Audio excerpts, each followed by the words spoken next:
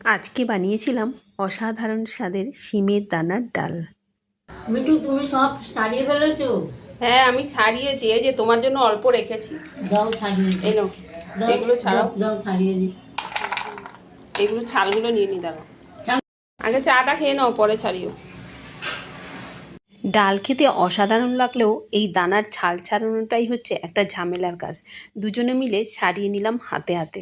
তারপর প্রেসার কুকারে গরম জল দিয়ে 2 কাপ সেদ্ধ করে নিলাম। ডালটা দেখো কি সুন্দরভাবে গলে গেছে। এবার কড়াইতে তেল গরম হয়ে 5 ফোড়ন দিলাম রসুন কুচি, পেঁয়াজ কুচি, শুকনো লঙ্কা দিয়ে সমস্ত কিছু লাল লাল করে ভেজে নিয়ে একটু তেজপাতা দিয়ে দিলাম টমেটো কুচি আর একটু চেরা কাঁচা লঙ্কা।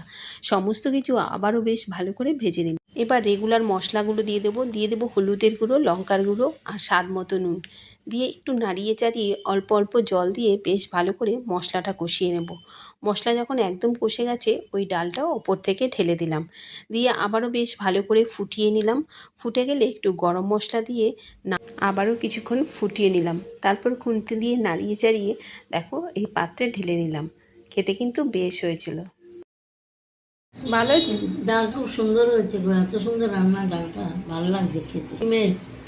শিমের দানা